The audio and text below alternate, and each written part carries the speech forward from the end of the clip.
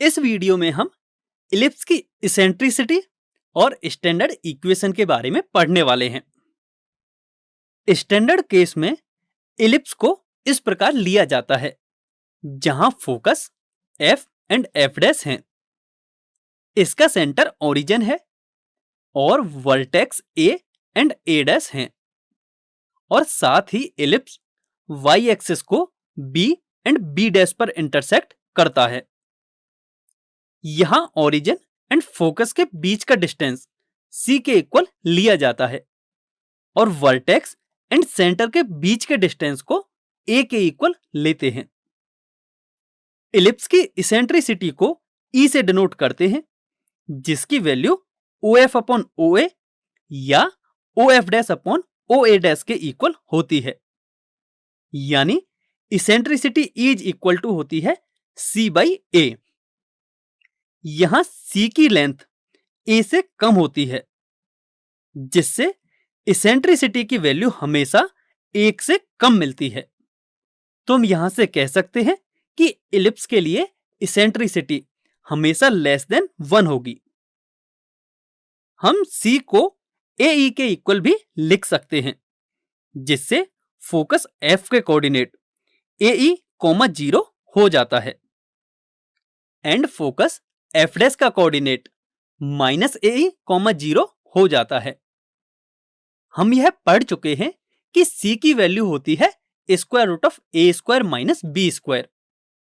तो यहां से हम लिख सकते हैं कि c square is equal to a square minus b square, जहां से यदि हम बी स्क्वायर की वैल्यू निकालें तो वह मिलेगी ए स्क्वायर माइनस सी स्क्वायर के इक्वल।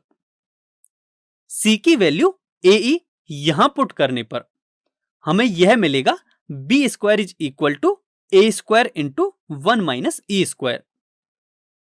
अब माना कोई पॉइंट P इलिप्स पर प्रेजेंट है जिसके कोऑर्डिनेट्स हैं x, y। इलिप्स की डेफिनेशन के अकॉर्डिंग P के दोनों फोकस से डिस्टेंस का सम 2a के इक्वल होगा, यानी PF plus PF dash is equal to होगा 2a। इसे हम लिख सकते हैं PF dash is equal to 2a minus PF। अब डिस्टेंस फॉर्मूले का यूज करके हमें यह इक्वेशन मिलेगी जिसे हम आगे सिंप्लीफाई करके कुछ इस प्रकार भी लिख सकते हैं। तो अब हम इस इक्वेशन के लेफ्ट हैंड साइड को कुछ इस तरह से लिख सकते हैं जिससे कि हमें एक नई इक्वेशन मिल जाएगी। अब हम देख सकते हैं कि दोनों ही साइड इस इक्वेशन में 4a कैंसिल हो जाएगा एंड इसे सिंप्लीफाई करके हम कुछ इस तरह से लिख सकते हैं। अब इस इक्वेशन के RHS में जो स्क्वायर रूट वाली टर्म है उसे हम LHS में ले जाते हैं एंड जो LHS में EX है उसे हम RHS में लाते हैं जिससे कि हमारी इक्वेशन कुछ इस तरह की हो जाती है। अब हम स्क्वायर रूट को सॉल्व करने के लिए दोनों साइड स्क्वायर करते हैं जिससे कि हमें इक्वेशन कुछ इस तरह से मिलती है।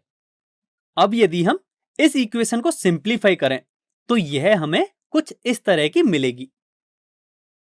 आप इस इक्वेशन के राइट हैंड साइड में देख सकते हो कि हमें मिला है a square into 1 minus e square which is a constant value.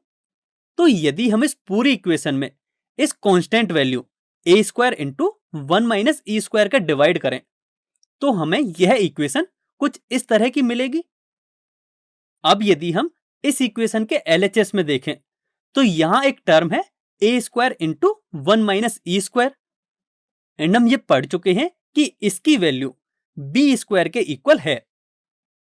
तो अब हम इसकी वैल्यू बी स्क्वायर के इक्वल सब्स्टिट्यूट करेंगे जिससे कि हमें इक्वेशन मिलेगी x square upon a square plus y square upon b square is equal to 1, जो कि इलिप्स की एक स्टैंडर्ड इक्वेशन है। इस इक्वेशन में ध्यान देने वाली बात यह है कि यदि हम इस डायग्राम में देखें तो जो मेजर एक्सिस है वह है एक्स एक्सिस, इसलिए एक्स स्क्वायर के अपॉन में उसी नंबर का स्क्वायर आएगा जो कि सेमी मेजर एक्सिस की लेंथ होगी, जो कि यहां ए के इक्वल है इसलिए यहां एक्स स्क्वायर के अपॉन में ए का स्क्वायर है। And since y minor axis है, इसलिए y स्क्वायर के अपॉन में वह नंबर आया है जो कि सेमी माइनर एक्सिस की लेंथ है, जो कि यहां b के इक्वल है। इसलिए y स्क्वायर के अपॉन में b स्क्वायर आया है। तो इस कंसेप्ट से आपको इलिप्स की इक्वेशन याद करने में आसानी रहेगी। अब तक हमने इलिप्स का जितने भी कंसेप्ट्स पढ़े हैं उनके कुछ कंक्लूजन्स हैं, जिनमें पहला कंक्लूजन कुछ इस प्रकार है। स्टैंडर्ड केस में इलिप्स कुछ इस तरह का होता है, जहां दोनों फोकस एक्स एक्सिस पर हैं और सेंटर ओरिजिन है। इसकी standard equation x square upon a square plus y square upon b square is equal to 1 है, जो कि हमने अभी पढ़ी है। इस इक्वेशन को हम कुछ इस तरह भी लिख सकते हैं एंड इसे आगे सिंप्लीफाई करके हम कुछ ऐसे भी लिख सकते हैं। यहां y अपॉन बी का होल स्क्वायर एक नॉन नेगेटिव नंबर है। That means y upon b का होल स्क्वायर हमेशा या तो 0 के इक्वल या फिर 0 से बड़ा होगा। तो इस प्रकार x अपॉन a का whole square always less than और इक्वल टू 1 होगा, यानी x square is less than और इक्वल टू ए स्क्वायर होगा। दैट मीन्स एक्स की वैल्यू माइनस ए से ए के बीच में लाई करेगी। कहने का मतलब यह है कि इलिप्स हमेशा इन दोनों वर्टिकल लाइंस के बीच में लाई करता है, यानी vertex A and A dash के बीच में होगा, जहां ए के कोऑर्डिनेट हैं a, 0। दैट मीन्स इस लाइन की इक्वेशन होगी x is equal to a and a dash के कोऑर्डिनेट है माइनस a, 0, यानी इस लाइन की इक्वेशन होगी x is equal to minus a।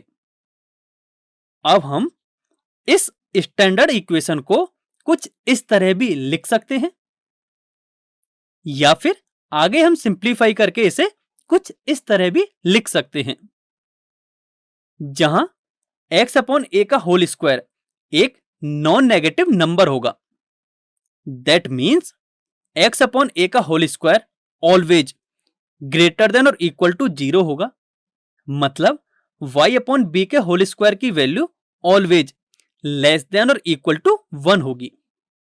तो यहां से हम लिख सकते हैं y square is less than और इक्वल टू b स्क्वायर। मतलब y की वैल्यू हमेशा माइनस b से b के बीच में लाई करेगी।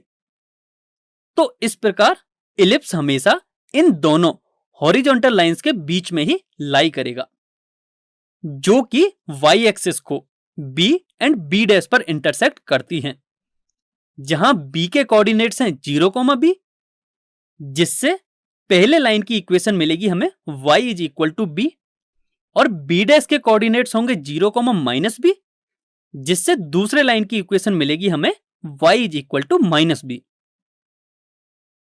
इलिप्स के इस स्टैंडर्ड इक्वेशन के लिए a हमेशा b से बड़ा होता है, यानी हम कह सकते हैं कि 2a भी 2b से बड़ा होगा, जहां से हम यह कह सकते हैं कि a dash is greater than b dash. इस प्रकार इलिप्स के मेजर एक्सिस की लेंथ माइनर एक्सिस से ज्यादा होगी, या फिर मेजर एक्सिस माइनर एक्सिस से बड़ा होता है, और इस केस में दोनों focus and vertices x axis पर लाई करते हैं। अब इसे हम एक एग्जाम्पल के थ्रू समझते हैं। इस एग्जाम्पल में हमें कुछ गिवन कंडीशंस के लिए इलिप्स की इक्वेशन कैलकुलेट करनी है। तो चलिए अब इसे सॉल्व करते हैं। यहां मेजर एक्सिस के एंड पॉइंट्स गिवन हैं, जो कि एक्स एक्सिस पर होंगे, यानी वर्टेक्स ए का कोऑर्डिनेट होगा 3, 0 और वर्टेक्स ए डैश का कोऑर्डिनेट होगा -3, 0। माइनर एक्सिस के एंड पॉइंट्स वाई एक्सिस पर होंगे, जहां बी के कोऑर्डिनेट्स होंगे 0, 2 एंड बी डैश के कोऑर्डिनेट्स होंगे 0, -2। ए डैश की लेंथ 2a के इक्वल होगी एंड बी डैश की लेंथ 2b के इक्वल होगी, जो कि 2a से कम है। यानी इलिप्स इन्हीं पॉइंट से पास करेगा जहां focus f and f dash होगा, जो कि x एक्सिस पर है। अब यदि हम a के कोऑर्डिनेट की बात करें तो a का कोऑर्डिनेट होता है a,0, लेकिन गिवन है कि a का कोऑर्डिनेट है 3,0, जिसे a,0 से कंपेयर करने पर a की वैल्यू 3 के इक्वल मिलती है। b का कोऑर्डिनेट 0,b होता है, बट गिवन कोऑर्डिनेट्स हैं 0,2, जिसे 0,b से कंपेयर करने पर b की वैल्यू 2 के इक्वल मिल जाती है। इलिप्स का स्टैंडर्ड इक्वेशन हम पढ़ चुके हैं कि यह होता है x² plus y² is equal to 1। अब यदि हम इस इक्वेशन में a एंड b की वैल्यू सब्स्टिट्यूट करें तो यह इक्वेशन हमें कुछ इस तरह की मिलेगी एंड इसे सॉल्व करने पर हमें फाइनल जो इलिप्स की इक्वेशन है वह मिलेगी x² plus y² is equal to 1। अब सेकंड कंक्लूजन यह है कि इलिप्स के फोकस अगर y एक्सिस पर प्रेजेंट होंगे तो इलिप्स की स्टैंडर्ड इक्वेशन क्या होगी। यहां f के कोऑर्डिनेट 0, ae और f डैश का कोऑर्डिनेट है 0, ae।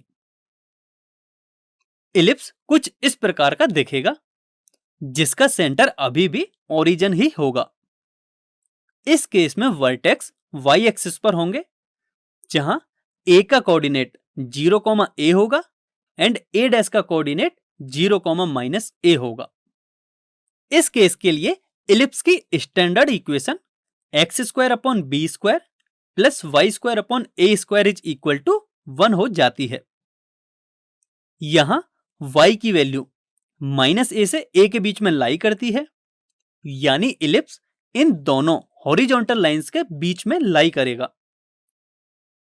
जिनकी equations y is equal to a and y is equal to -a है। x की वैल्यू -b से b के बीच में लाई करने की वजह से इलिप्स इन दोनों वर्टिकल लाइंस के बीच में लाई करता है, जो कि x एक्सिस को point b and b dash पर इंटरसेक्ट करते हैं। जहां b का कोऑर्डिनेट b,0 है, यानी इस लाइन की इक्वेशन होगी x is equal to b and b dash का कोऑर्डिनेट है -b,0, जिससे इस लाइन की इक्वेशन होगी x is equal to -b। Ellipse के इस स्टैंडर्ड इक्वेशन के लिए वर्टिसेज और फोकस y एक्सिस पर लाई करते हैं। यहां major axis a dash, minor axis b dash से बड़ा है।